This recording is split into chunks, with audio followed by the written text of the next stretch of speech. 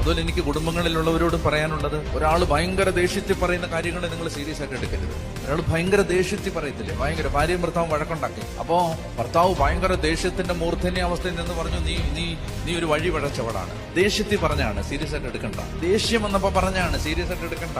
ജയിക്കാൻ വേണ്ടി മനുഷ്യൻ എന്തും പറയും, ഏതറ്റം വരെയും പറയും, സീരിയസ് ആയിട്ട് എടുക്കണം പറഞ്ഞാണ്. അതുകൊണ്ട് തീരുമാനം എടുക്കേണ്ടത് എപ്പോഴെന്നറിയാം. ഭയങ്കര ആഹ്ലാദത്തിൽ തീരുമാനം എടുക്കരുത്, ഭയങ്കര സങ്കടത്തിൽ തീരുമാനം എടുക്കരുത്. ഒന്നെല്ലാം നോർമൽ ആവാൻ ഒരു സാവകാശം കൊടുക്കുക. എല്ലാം ഒന്ന് അടങ്ങട്ടെ, ഒന്ന് ശാന്തമാവട്ടെ, എന്നിട്ട് തീരുമാനം എടുക്കുക. അവിടെ കർത്താവിന്റെ തീരുമാനമായി. ഒരൊറ്റ കുടുംബം പോലും പട്ടുപോകാനോ നശിച്ചു പോകാനോ ദാരിദ്ര്യത്തിൽ കിടക്കാനോ നരകിച്ച് കിടക്കാനോ സങ്കടപ്പെട്ട് കിടക്കാനോ സ്വർഗത്തിലെ ദൈവം, യേശുവിന്റെ ദൈവം, ക്രിസ്ത്യാനിയുടെ ദൈവം ആഗ്രഹിക്കുന്നില്ല. ഒരൊറ്റ കുടുംബം പോലും, അതായത് നശിച്ച് കിടക്കാൻ അത് ദൈവ പദ്ധതി അല്ല. അത് ദൈവ പദ്ധതി അല്ല. നശിച്ചു കിടക്കുന്നത്, നരകിച്ച് കിടക്കുന്നത് ദൈവ പദ്ധതി അല്ല. അവിടുന്ന് എഴുന്നേൽപ്പിക്കാൻ, മനസ്സിലായ, കല്ലറ പൊട്ടിച്ച് എഴുന്നേറ്റവൻ, 3-ാം ദിവസം മരണത്തെ അതിജീവിച്ചവൻ, ഏത് നാശത്തിൽ നിന്നും നിന്നെ എഴുന്നേൽപ്പിക്കാൻ കഴിവുള്ളവനാണ്. അവൻ ജീവിക്കുന്ന ദൈവമാണ്.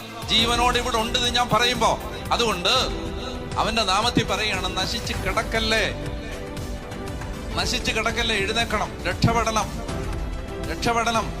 അതിനൊറ്റ വഴിയേ ഉള്ളൂ. അതിന് അവന്റെ നാമത്തെ ഏറ്റുപറയണം, അവനെ ആരാധിക്കണം. വേറെ ഒരു മനുഷ്യനെയും നമ്പി നിങ്ങൾ ജീവിക്കരുത്. വേറെ ആരെയും നിങ്ങൾ പ്രതീക്ഷ വെച്ച് ജീവിക്കരുത്.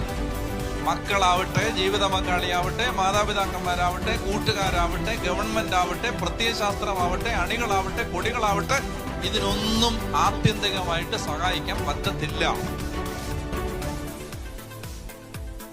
ദൈവത്തിന് മാത്രമേ സഹായിക്കാൻ പറ്റൂ. അതുകൊണ്ട് ദൈവത്തെ നോക്ക്, ദൈവത്തെ നോക്ക്, അവന്റെ മുഖം നോക്ക്. അബ്രഹാമിനോട് ദൈവം പറയുന്നുണ്ട്, എന്റെ മുമ്പിൽ വ്യാപരിക്കുക, എന്റെ മുമ്പിൽ വ്യാപരിക്കുക, എന്റെ മുമ്പിൽ നിൽക്ക്. നീ വേറെ ആരുടെ മുമ്പിൽ നിൽക്കണ്ട, എന്റെ മുമ്പിൽ നിൽക്കുക. കർത്താവേന്ന് പറഞ്ഞ് ജീവിക്കണം, കർത്താവിനെ ലക്ഷ്യം വെക്കണം, ഇടം വല്ല തിരിയരുത്. ദൈവം കാത്തോളും. മനസ്സിലായോ? ദൈവം കാത്തോളും.